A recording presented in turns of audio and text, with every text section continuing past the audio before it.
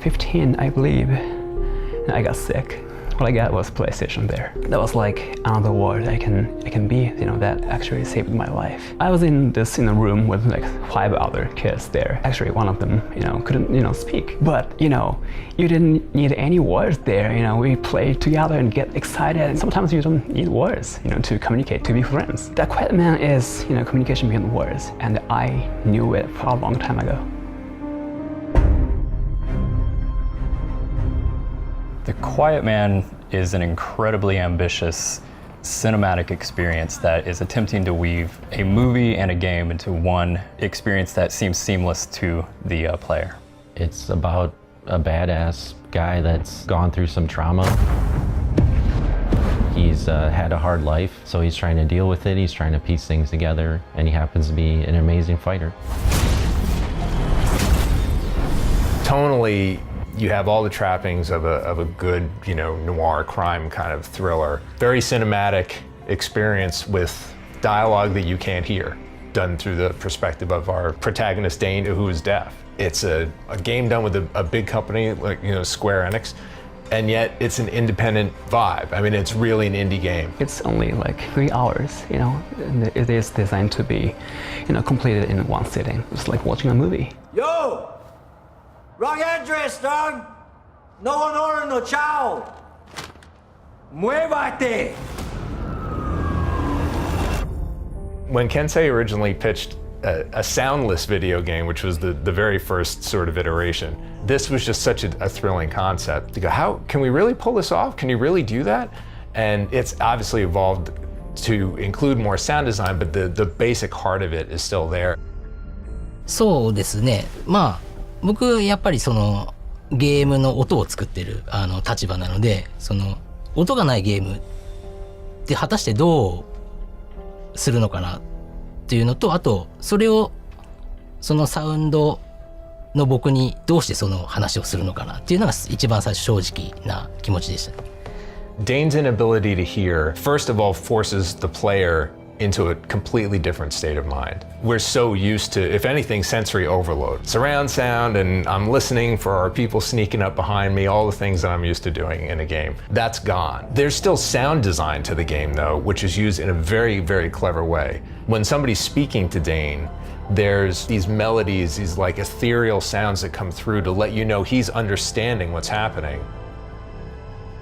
This simple idea, putting myself in the place of a character who I have very little understanding of a world without hearing, because my world is all about hearing. That really drew me into the project. And in my normal kind of production space, I'm used to like layering on tons of sounds and kind of, in many ways it's a way to kind of cover up that you're not quite happy with something, so more layers, more layers, more layers. So actually having this, again, a kind of limitation in the scope of sound, I really enjoyed working in that space. I think the game approaches the players with a unique challenge, and it kind of forces you abruptly to know what it feels like to be a person who cannot hear. There are things that he knows that as a player you don't know. There's a level of excitement trying to go into this universe and not understand what people are saying, but trying to put, puzzle it together yourself. I think it's also important to keep in mind that the deaf community and hard of hearing people, you can't just clump one person and just stereotype everybody as like that. It's really important to keep in mind that Dane is a character who cannot hear, but uses lip reading, some ASL, and some gang signs to communicate with those who are closest to him. Just because he's a person who's lost his hearing doesn't make him a saint, He has issues and conflict that he has to deal with himself, and looking for hope, as we all are.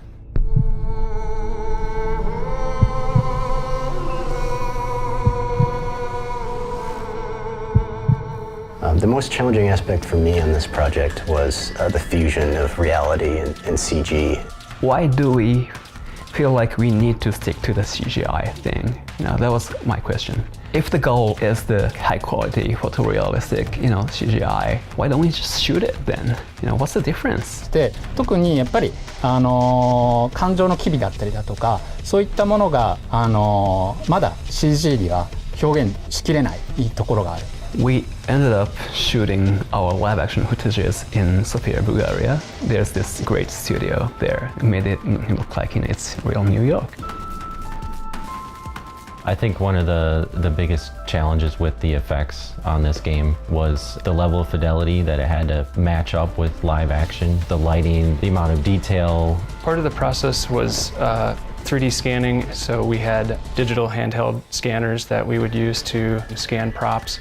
It also involved a lot of scanning characters from all the different facial expressions and doing VO voice recording and performance capture just to bring those digital doubles to life in the game world.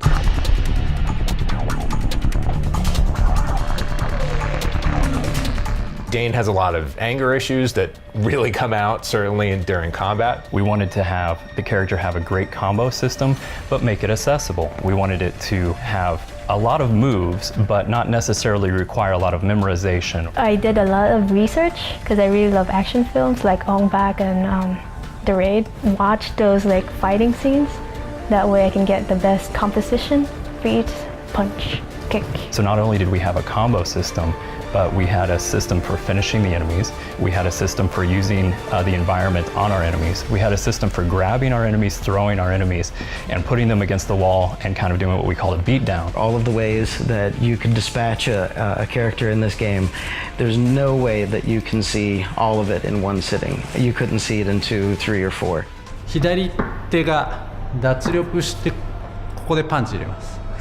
引いたタイミングで Working with KOIKE-san was an amazing experience. He's obviously a very well-rounded martial artist, and it shows greatly in all the choreography that we worked together to, to put into the game.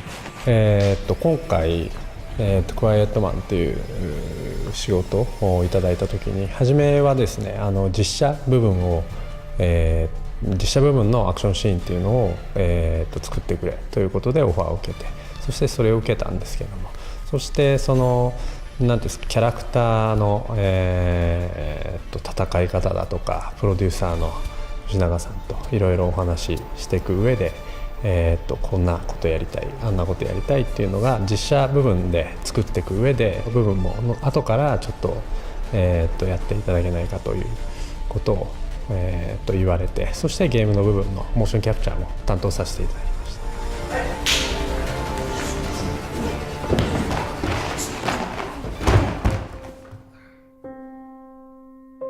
We are not interested in vanilla. Some people are great at vanilla ice cream, and we don't want to make vanilla ice cream. It's not what we're interested in. This is a very unique flavor, and the people who want that flavor and who want to be challenged in an immersive experience, I think are going to find this game and really enjoy it.